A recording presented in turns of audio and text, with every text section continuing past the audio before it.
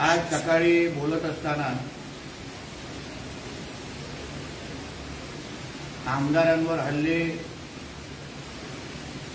आणि खालच्या दर्जाचं राजकारण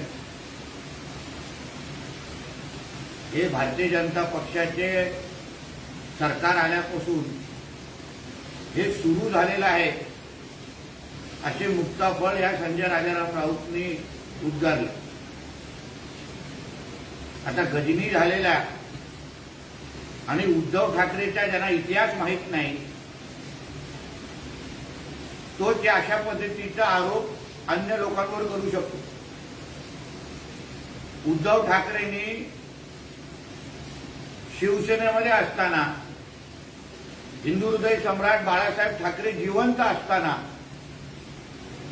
आपल्या स्वतःच्या स्वार्थापोटी महत्वाकांक्षामुळे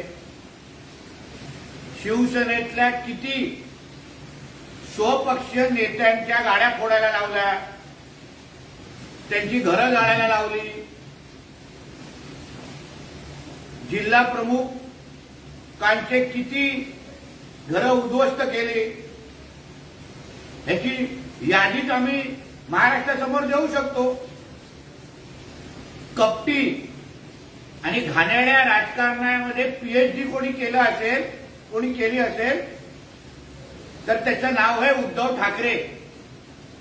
म्हणून भारतीय जनता पक्षावर अशा पद्धतीची टीका करण्या अगोदर तुझ्या मालकाचा पहिला इतिहास तपास। किती शिवसेनेच्या स्वपक्षीय नेत्यांना मारून टाकायचं, सुपाऱ्या द्यायच्या, त्यांचं घर उद्ध्वस्त करायचे, त्याचबरोबर त्यांना त्रास द्यायचा, अशी असंख्य उदाहरणं उद्धव ठाकरेच्या संदर्भात आम्ही नावासकट देऊ शकतो। म्हणून भारतीय जनता पक्ष, कायदा सुव्यवस्था, स्वपक्ष आणि मित्र पक्षाच्या कार्यकर्त्या आणि आमदारांच्या हल्लेचा आरोप तू आमच्यावर टाकू नकोस। पहिले तुझ्या मालकाला गंगेमध्ये स्नान करायला सांग, त्याचं पहिले कुंडली, त्याचा पहिला इतिहास तपास आणि मग आमच्यावर बोलण्याची थोडी हिंमत दाखव। बोला। ज्या पद्धतीने दाऊद इब्राहिम त्याच्या मुंबईतल्या टोळ्या चालवतो किंवा छोटा शकील टायगर मेमन हे मुंबईत अंडरवर्ल्डच्या टोळ्या चालवतात किंवा चालवत होत्या, त्याच पद्धतीने हे सरकार म्हणजे एक टोळी आहे आणि सध्याचा त्या टोळीचे प्रमुख दिल्लीमध्ये बसले आहेत संजय राऊत। दाऊद, आधुनिक मुंबईचा दाऊद किंवा दाऊदची प्रतिकृती आता मुंबईमध्ये उद्धव ठाकरेच्या नावाने दाऊद काम करतोय। दाऊदच्या विचाराचे सगळे जिहादी ज्यांनी मुंबईला उद्ध्वस्त केले, ज्यांनी मुंबईमध्ये बॉम्बस्फोट घडवले, ज्यांनी मुंबईमध्ये ड्रग्सचा आणि अन्य अंमली पदार्थाचा व्यापार केला, त्या सगळेचे सगळे आम्ही ऐकलं मातोश्रीवर उद्धव ठाकरेला शुभेच्छा देण्यासाठी यावेळी वाढदिवसाला तिथे होते।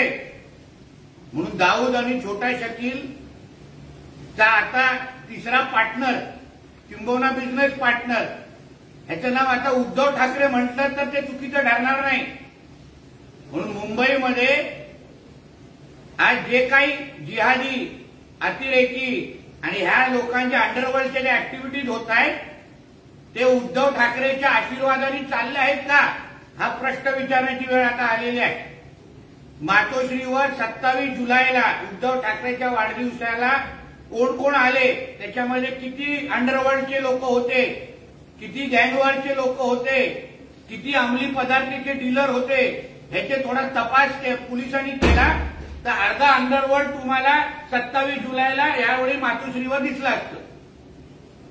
शिवसेना उद्धव ठाकरे मशाल चिन्हावर महाराष्ट्रातल्या आणि देशातल्या सर्व निवडणुका लढवेल। या मशाल चिन्हाने महाराष्ट्रातल्या भारतीय जनता पक्षाच्या खुर्चीला, लोकसभेला आग लावली असं संजय राऊत म्हणाले। जिहाद्यांच्या हातात मशाल चिन्ह देऊन, हिंदू द्वेषांच्या हातात मशाल चिन्ह देऊन आपल्या राष्ट्राच्या विरोधात आणि डॉक्टर बाबासाहेब आंबेडकरांच्या संविधानाच्या विरोधात असलेल्या लोकांच्या हातात मशाल चिन्ह देऊन आणि एका हातात मशाल आणि दुसऱ्या हातात पाकिस्तानचा झेंडा, अशा लोकांना घेऊन अगर त्यांनी भारतीय जनता पक्षाच्या विरोधात लढून अगर त्यांना वाटतं जिंकलं असेल तर राष्ट्राच्या विरोधात सर्वात मोठी गद्दारी आणि देशद्रोही हे उद्धव ठाकरेंनी केलेली आहे.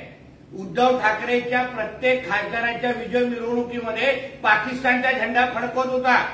आम्ही तर आता हल्ली ऐकलेलं आहे शिवबंधन हे आता हिरवं कलरचं बांधायला लागलेलं आहे उद्धव ठाकरे मातोश्रीवर. थोडा जरा फोटो तपासा हल्ली काळात.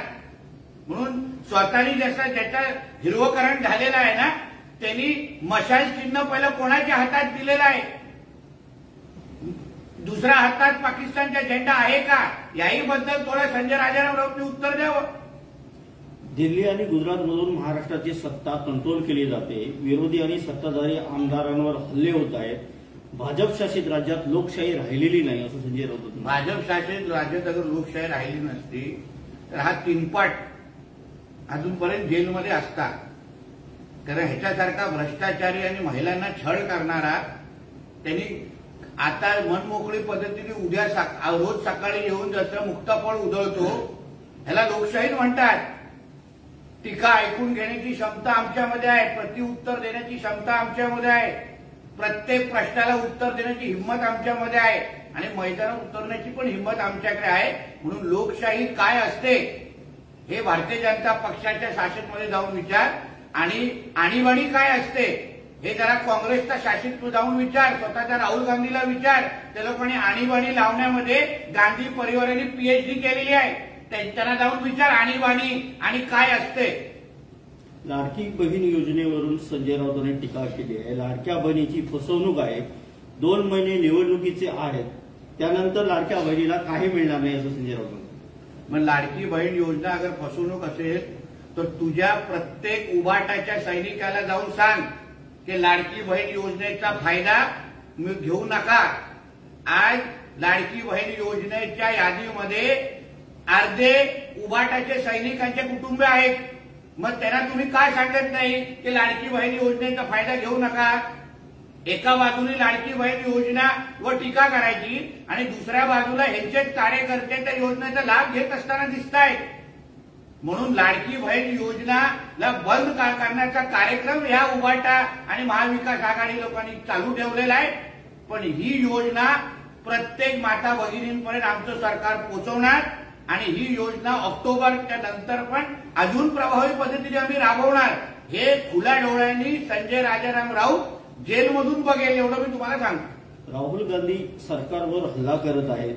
मोदी शहानं सळो की पळो करून सोडलंय, त्यामुळे राहुल गांधी व आमच्यासारख्यांना कारवाईला सामोरं जावं लागतं असं संजय राऊतांचं म्हणणं आहे. बरोबर. जे हिंदू द्वेषी आहेत राहुल गांधी संसदेमध्ये बसून आमच्या देवी देवतांचा अपमान करतात, हिंदू समाजाला नावं ठेवतात आणि त्याच राहुल गांधीची लाल करण्याचं काम हा बाळासाहेबांचा स्वतःला सैनिक म्हणून करतो. आज हिंदू हृदय सम्राट बाळासाहेब ठाकरे असते आणि त्यांनी राहुल गांधीच्या संसदेमध्ये हिंदूंच्या बद्दल भाषण ऐकलं असतं तर राहुल गांधीला कानफडीत मारण्याचं काम आमच्या बाळासाहेब ठाकरे साहेबांनी केलं असतं. म्हणून पहिलं बाळासाहेबांच्या सैनिक म्हणायचं स्वतःला बंद कर आणि मगच राहुल गांधीचे गोडवे गा. विधानसभेसाठी आता भाजपचे हिंदुत्वाचे कार्ड अधिक तीव्र होणार असं संजय राऊत म्हणतात आणि येत्या काळात हिंदुत्वाच्या मुद्द्यावर राज्यात भाजप अधिक आक्रमक होणार. लव्ह जिहाद, लँड जिहाद, वोट जिहादच्या मुद्द्यावर भाजप अधिक आक्रमक होणार असं नक्की होणार. कारण का हिंदुत्व हे आमचा प्राण आहे. देशातला आणि प्रामुख्याने राज्यातला हिंदू ना अगर आम्ही आता या महाविकास आघाडीच्या वाल्यांकडून वाचवलं नाही तर महाविकास आघाडीचे लोक महाराष्ट्रातल्या हिंदूंना संपवण्याच्या तयारीमध्ये आहेत.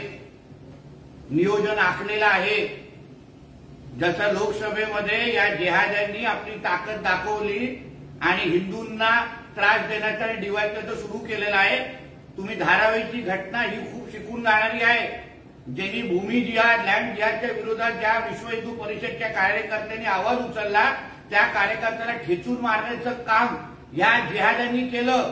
तिकडचा खासदार उभाटाचा आहे आणि नुसतं हिंदू समाजावर दगड नाही मारले पण तिकडच्या पोलिसांवर पण हल्ले केले. म्हणून राज्यातल्या हिंदूंच्या बरोबर खंबीर पद्धतीने भारतीय जनता पक्ष उभा राहणार. याच्यामध्ये काही दोन विचार नाही आणि आम्ही हिंदुत्वाबद्दल आमची भूमिका स्पष्ट आहे आणि आम्ही खुल्या मनाने हिंदूंच्यासाठी संरक्षणासाठी एक महाराष्ट्रातला भारतीय जनता पक्ष हा कवच कुंडल म्हणून काम करणार आहे. उद्धव ठाकरे यांनी बोलताना सांगितलं की आमचं हिंदुत्व आम्ही अजून सोडलेलं नाही, परंतु आमचं हिंदुत्व मुस्लिम समाजाने पण मान्य केलेलं आहे. एका तरी मुस्लिम समाजाच्या व्यक्तीला उद्धव ठाकरेला सांगून दे की त्याला गणपतीच्या आरती तो करण्यासाठी तो तयार आहे. एका तरी मंदिरामध्ये जाऊन मुसलमान समाजाच्या जिहाद्यांना बरोबर घेऊन उद्धव ठाकरेंनी महाआरती करून दाखवावी. मग मी मानतो की त्याला मानणाऱ्या मुसलमान समाजाने हिंदुत्व स्वीकारलं. त्याला मानणारा जो मुसलमान समाज आहे त्याला मुळामध्ये डॉक्टर बाबासाहेब आंबेडकरांचं संविधानच मान्य नाही.